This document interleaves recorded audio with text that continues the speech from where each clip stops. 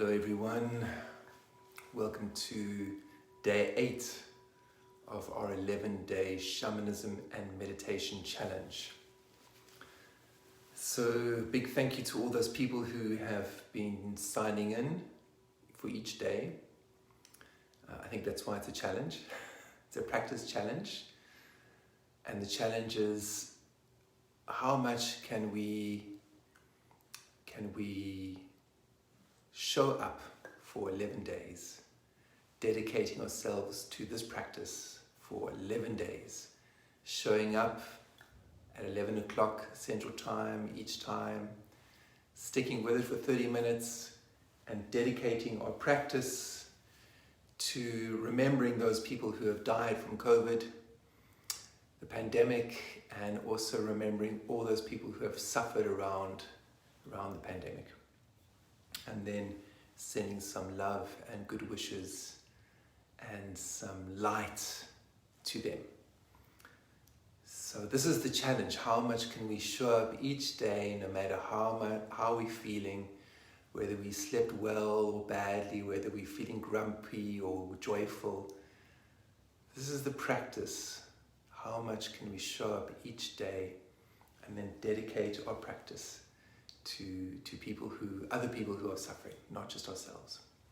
So that is the practice, and it's just a little window into the practice that we all experience, the practice of life, and how easy it is for us to slip and just focus on our own story and our own drama. And our own story and drama is very interesting. That's why there's many storytellers in the world. And we all love to listen to stories, because the story of someone else's life is sometimes fascinating, and sometimes magical, and sometimes terrible, and it's captivating listening to stories. And we could just stay in our own mind and listen to our own stories forever. It's almost limitless. But the spiritual practice of reaching out to someone else, or reaching out to nature, or even a little frog in the path in front of you, where you're letting go your own ego structures and your own story and drama, and you're feeling the little creature in front of you. And when we do that, there's something that starts to happen. We start to feel the interconnectedness of life. So this is the practice. This is part of the practice. Yes, it's important to listen to our own story and our own drama to a certain extent, because we are living and we have our own needs and wants and desires, and we have to listen to that to a certain extent. But if we just listen to that, then it's very difficult for us to grow as human beings, or as creatures on the planet. So dedicating ourselves to another person and to another cause, and to listening to the pain of others is part of the whole process in Ubuntu of cooperation. Cooperation is more than just trying to be a good person. It's actually something inside of us that wants to cooperate, that wants to reach out. And if you want to get all spiritual about it, we could say that it's the Buddha nature inside of us. The Buddha nature inside of us, that kanya, that shining, is something that is connected to our home, where we all come from. And when we reach out to another person or another creature, it's that kanya, it's that shining, it's that Buddha nature that's speaking to us. And that is more than just the spirit of cooperation. It's about coming home to ourselves. Sometimes means feeling the pain of someone else. Okay, so I'm going to light the stick of incense to dedicate our practice today, as we've been doing every day. Dedicating the stick of incense to the people who have lost their lives during this time of the COVID pandemic. And there's a lot of people dying at the moment in the world. There seems to be a great exit. A lot of people are dying at the moment, and it's just to be aware of the pain of that, the pain of mortality, and just to take a pause with that. And as we can pray to that and be a witness to these people, then we can actually enjoy our lives, because as you witness mortality, so you can enjoy life. So it's quite a heady thing, but it's the truth. Okay, so lighting a stick of incense, dedicating our practice to remembering people who are suffering right now. Okay. Ndawe, shewe, ndawu, siyabonga, ndawu gogo, kusile, ndawuwe, shewe, ndawu, siyabonga. Tobela Morena.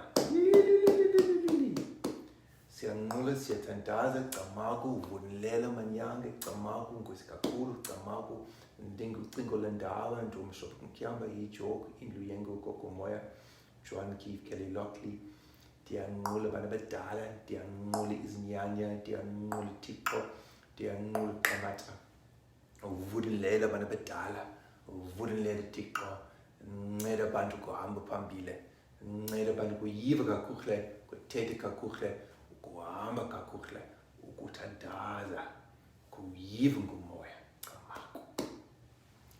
So just a small little prayer invoking the great ones, the wisdom keepers of our humanity, and invoking the great spirit, the collective unconscious and conductor behind the events, the great dreamer, and just saying we are here. And we are remembering those who have passed, and those who are sick right now. And we ask the great ones to help us rise up as human beings, and help us to pray, to feel clearly, speak clearly, and walk clearly in this world and the next. So that's the prayer. And while we're doing it, I'm saying Diangolas, I'm honoring and praising the wisdom keepers. I'm honoring and praising the Great Spirit. Okay, so let's just feel our heartbeats for a bit and then go into a little bit of music. Okay, so here we go. So just put your hand in your heart. Put your hand in your heart and breathe deep. Feel the breath inside of you.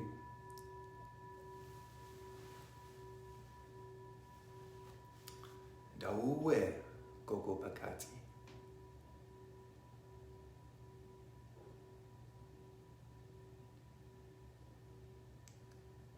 Feel the breath of life inside of you coming into stillness.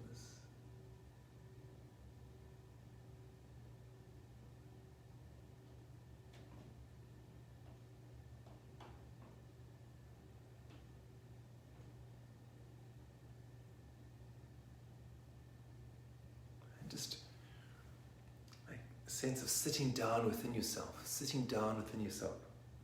coming down into your own spirit, just dropping in. A sense of like a drum beat coming into yourself. Hello Sandile from South Africa, greetings.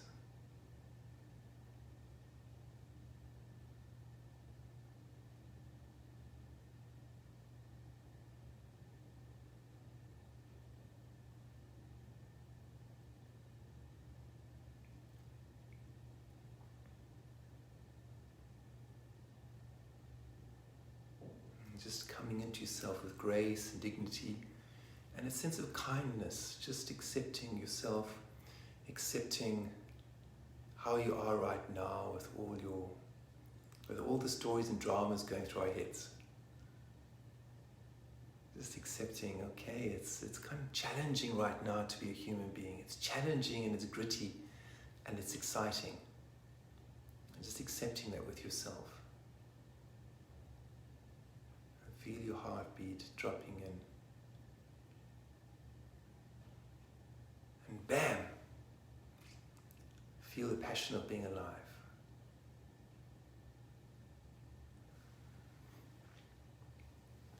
Okay, now today, in this moment, I want to talk to you about the nature of love. I want to talk to you about the nature of love. I know it's some words that people use a lot. I love you, and hey, I really love you. And so let's talk a little bit about the nature of love. And I'm part of a traditional healers association in South Africa called Uthando Bayapanzi, which means love of the dead people, love of the ancestors. So let's talk a little bit about love and what it means, and all I could share with you is what it means for me, okay? And each person has their own reflection on love. But for me, I see love as attention. When you're giving something attention, you are showing love. Attention is love. So when you're really listening to someone, not trying to finish their sentences, but just listening to them, that's love. I know there's a great guru. I keep forgetting his name. I always forget the names of the gurus sometimes. Anyway, this guru said, and his name will come to me. It'll come to me just now. But anyway, he said that the nature of love is when you're paying attention to something and you see it as beautiful, then it becomes beautiful, and that's love. So when we pay something attention without judgment, and we're witnessing it, and we're nurturing it and offering it something, offering our devotion, that's love. So in terms of the spirit world, as a sangoma, we show love to the ancestors, we show love to the wisdom keepers who've passed on, not because we want something from them, because we are genuinely grateful for the sacrifices they've made in order for us to be here. So when we pray and we sing and we offer these invocations with our voices, with our chanting, with our feet, with our hands, and we sing the names of those people who have died, those names of the people, our ancestors who have passed on, and the names of the gurus and the teachers and the lineage keepers in the Sangoma traditions who have held these old systems in place for hundreds and probably thousands of years. As we sing their names, we are giving attention to them, and we are giving love, and we are feeding them on the other side in the spirit world, in the dream time. And then we listen to our dreams, and there's what we call kickback. It's like reverb. It's like with music. When you are chanting, you are listening to the resonance, not just of your voice, but of that reverb, of that sound that comes back, of the reflection of your own chanting. So the reflection of our prayers comes in our dreams and also comes in our lives. So when you are showing attention to something, it could even be a plant. You have your little pot plant, and each day, okay, now South Africa we say pot plant, which means indoor plants. I know you guys in the US, when you talk about a pot plant, it's something different. I'm not going to go down there, okay? For us in South Africa, we talk about a pot plant, we talk about indoor plant. So when we are talking about our plants and we are showing them attention, and we are watering them and we're nourishing them, that's love. Okay. When we are meditating and we're putting a blanket around ourselves and we're listening to our heartbeat, we are showing ourselves love, self-love, because you are giving attention to your own spirit so that your own spirit, your own soul can rise up. So that attention, it has a quality of no judgment and just watching and witnessing. It's like when you're looking at a little baby and it starts to move around and it's making noises, and you're just watching and you're giving it attention and you're paying attention. You put your phone aside, everything's aside, and you're just watching this little creature, this little being making all these beautiful sounds. That's love. And this is what we need to do for one another. We need to show more love and more attention and more listening. And as I'm saying that to you, I'm feeling inspired to do that more myself. So join me with this focus of love for each other. And if you haven't got time for someone, then just tell them, this is not a good time for me.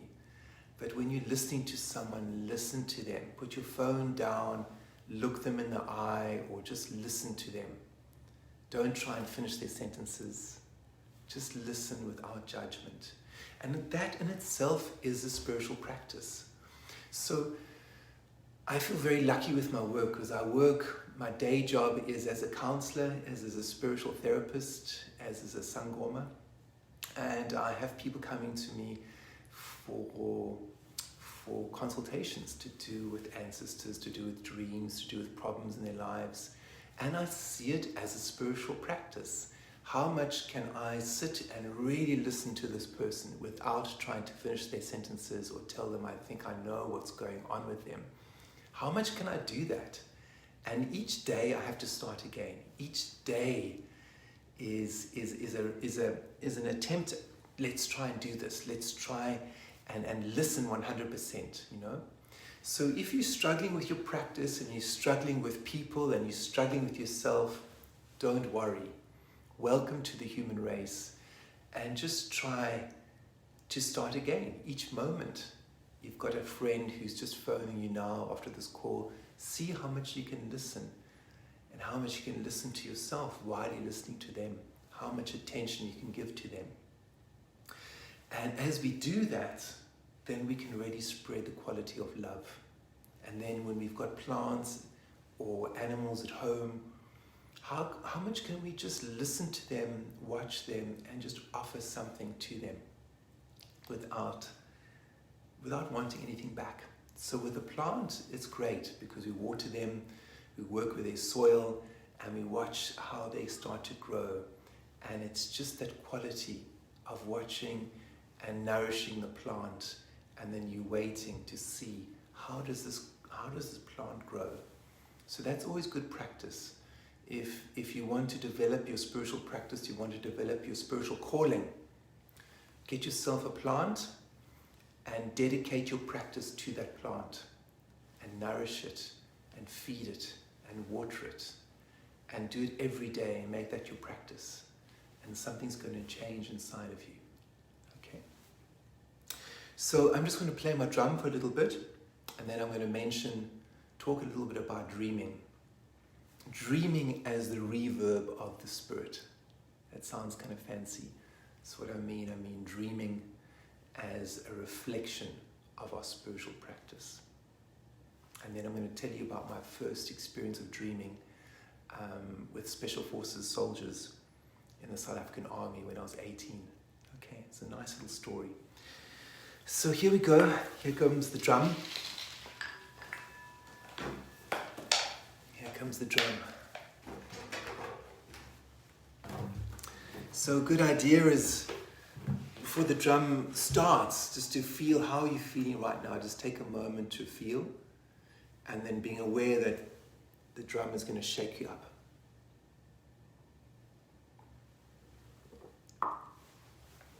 So here we go.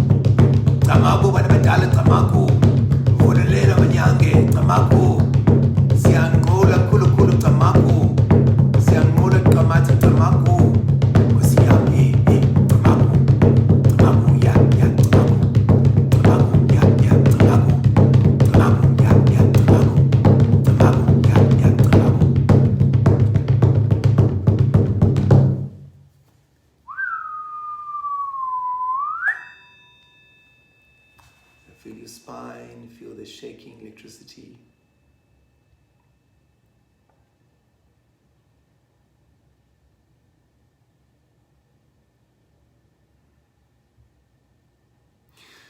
So feeling those people right now who are struggling and sending this good energy to them. Sending this good energy to them. Maybe they are so sick they can't meditate, they can't practice right now. I know a friend of mine right now does have COVID and he can't talk to me. He can't even reply to my messages because he's so sick. So in this moment I'm sending him good energy, that I'm thinking of him. Because I'm feeling well right now, so I can meditate for him. I can practice for him. I can practice for him. So my breath, my heart, my lungs is clear, and I'm grateful, and I'm sending the energy there. I'm sending it with the smoke, with the drum, with the rattles, with the prayer.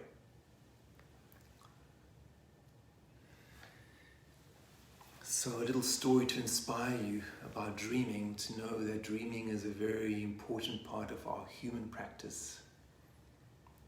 When I started at one military hospital in South Africa at the age of 18, I was given the job of managing a ward and being in charge of a ward as a medic.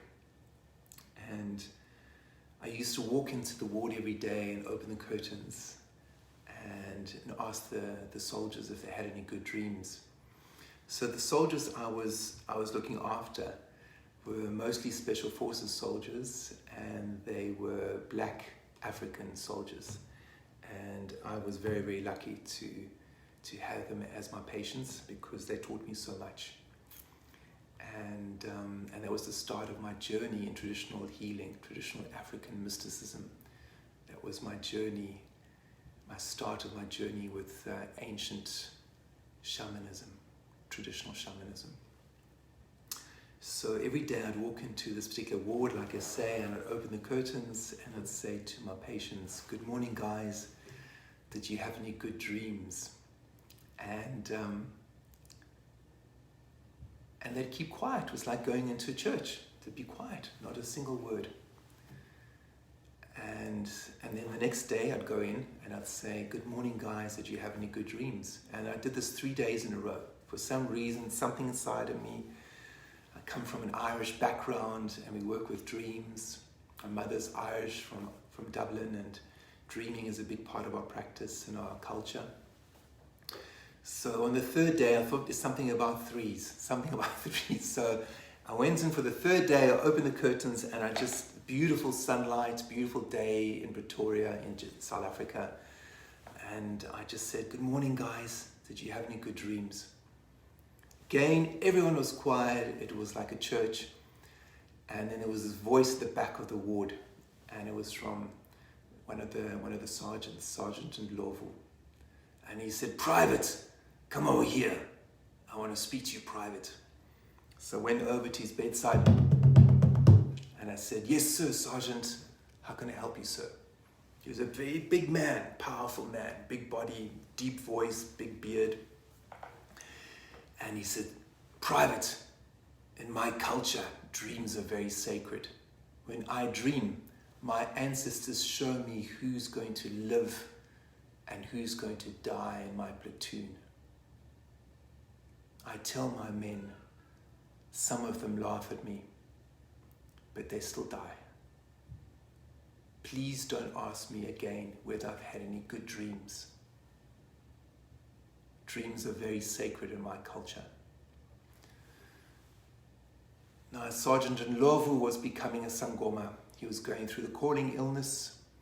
He was a Zulu sergeant. He was a Zulu man, and he was in the Zulu culture. And he was a very, very powerful man.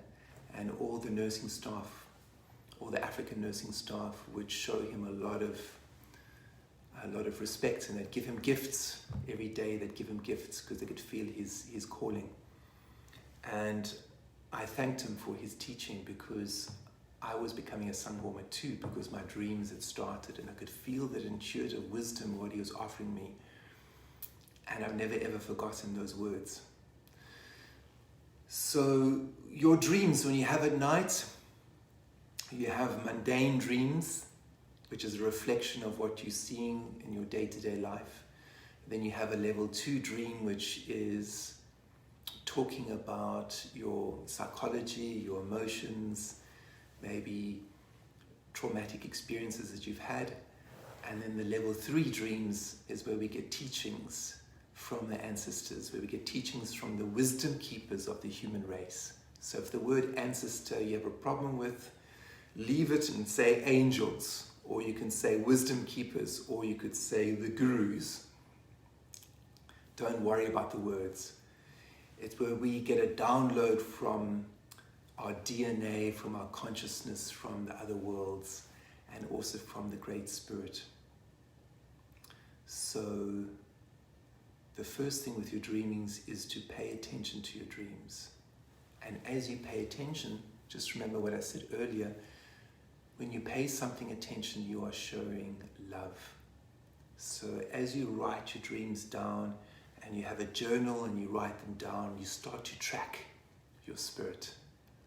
So becoming a dreamer is also the first lesson in becoming a tracker, a nature tracker, an animal tracker. The first thing you have to do is start to track your dreams, because that is going to show you your spirit, what's happening with your spirit. And then when your spirit starts to get stronger and starts to rise up, then you can really do something to help this world. So feel good about your dreaming. Feel good about the gift of dreaming. And give it some attention. Give it some love. And know that it's real and it's touching all the worlds. Because we are multidimensional as human beings. You could be in this moment and your spirit can be here, but it could also be touching other worlds at the same time. And this is what mystics and shamans of old have spoken about for centuries.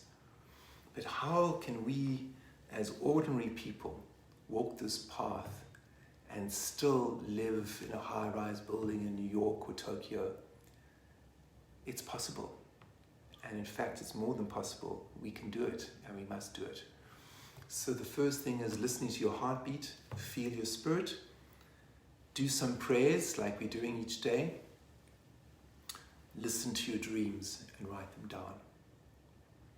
So thank you, everyone. And tomorrow I'm going to be talking about dreaming as healing, how dreams can help us to heal not just ourselves, but to heal one another. So that's going to be the theme of tomorrow, dreaming as healing. Okay, so we'll just do a little chant, just wrap it up. So feeling your spirit. And the chant which you've been doing every day is Mama Wam. So here we go.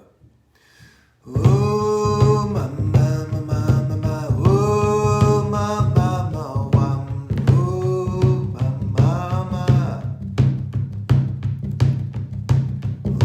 oh, Mama, Wam, oh, Mama.